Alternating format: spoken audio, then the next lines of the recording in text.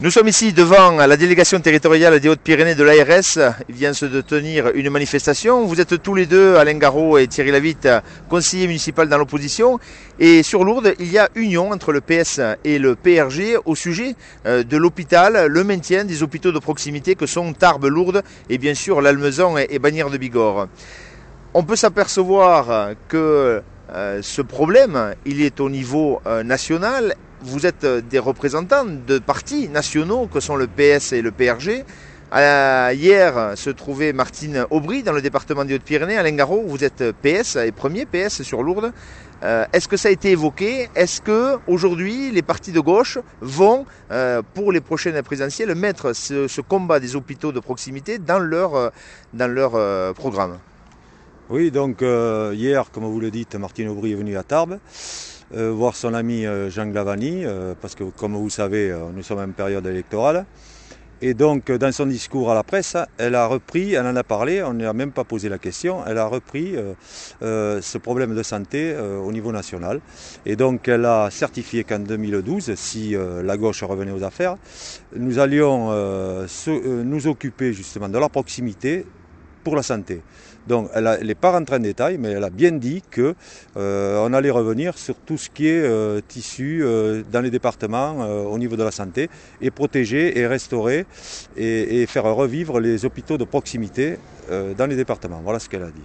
Alors lors du dernier conseil municipal de Lourdes, le maire a évoqué une discussion qu'il a eue avec Jean Glavany, donc PS et député, sur la remise en cause de la T2A. Et Jean Glavany lui a rappelé que si les socialistes revenaient au pouvoir, il ne remettrait pas en cause la T2A, qui aujourd'hui, on peut savoir, c'est elle qui pose quand même problème. Là aussi, il y aura débat parce que bon, elle n'en a pas précisé, Martine Aubry n'en a pas parlé de la T2A, mais bon, nous faisons fort au niveau du Parti Socialiste à faire remonter l'info et justement à remettre ça en débat au sein de notre parti. Oui, alors je voulais y revenir puisque j'ai vu Jean Glavany hier et on en a parlé. Donc ce que Jean-Pierre Artiganave a dit, c'est complètement faux.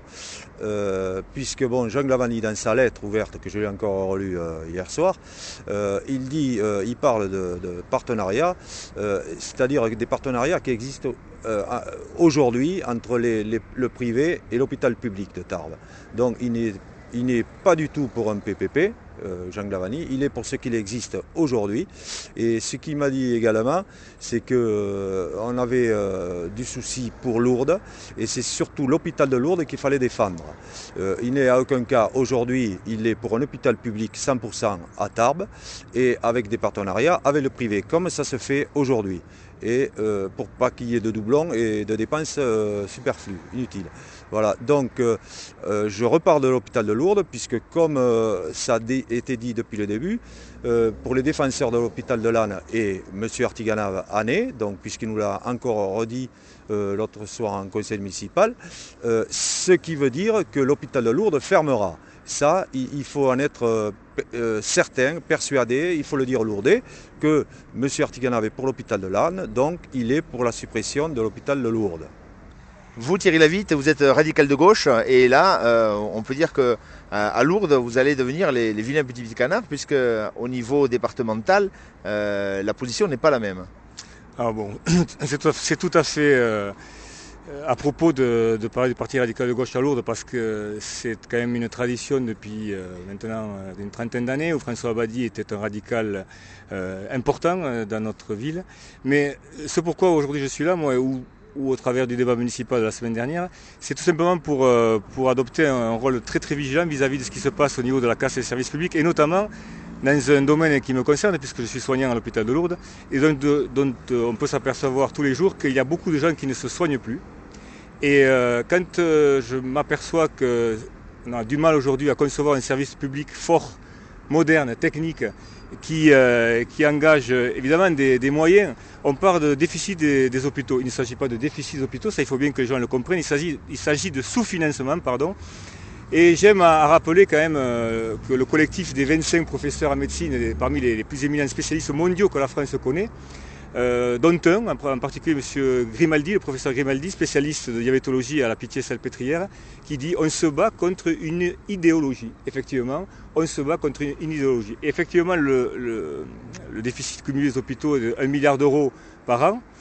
Et quand on voit par exemple que M. Seguin, quand même, qui est ancien, qui est décédé aujourd'hui, mais qui est UMP, les amis de gens en responsabilité au gouvernement, disaient que la simple taxation des stop-options sur un an ramènerait 3 milliards d'euros. C'est 3 fois le déficit cumulé des hôpitaux, alors qu'on arrête de dire que les hôpitaux sont en déficit.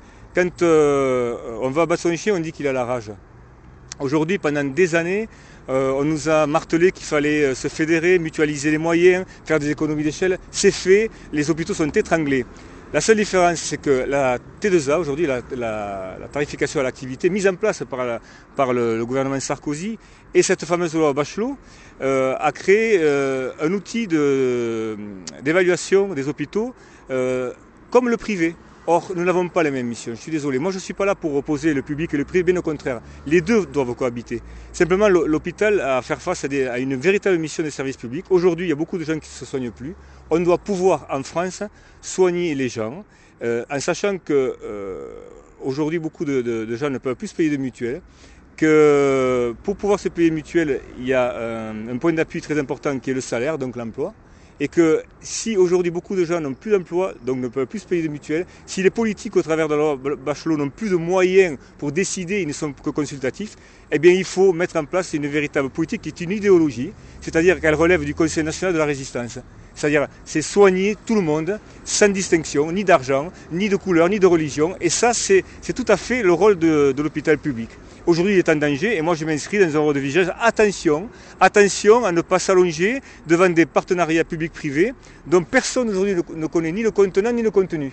Donc soyons vigilants et prenons un véritable combat, comme l'a dit tout à l'heure M. Bruno Capdevielle, entrons en résistance pour sauvegarder une des missions de l'État français qui est, en parenthèse, la santé, mais il y en a d'autres, il y a aussi l'éducation, la sécurité. Voilà pourquoi donc, moi je suis dans ce combat. Et avant tout, vous me disiez que j'étais PRG, je ne suis pas un vilain petit canard. Là où je pense que Chantal Rodrigo a raison, c'est quand elle veut défendre un service public fort. Après, il reste à déterminer quel service public et comment dans l'Haute-Pyrénées. Ce qui est dangereux, c'est aujourd'hui de se laisser aller vers des partenariats publics-privés, où aujourd'hui le seul patron en matière de santé, c'est le directeur, M. Chassel de l'ARS, l'Agence régionale de la santé. Ça a changé. La loi Bachelot aujourd'hui prévoit que ce monsieur décide de tout en matière de santé publique et privée dans la région. Et c'est là le danger. Donc moi je donne rendez-vous à tous les citoyens dans un an. Il sera temps de faire un choix de société. Et je rappelle que M. Grimaldi disait on se bat contre une idéologie et ce combat-là, moi, je m'y inscris totalement.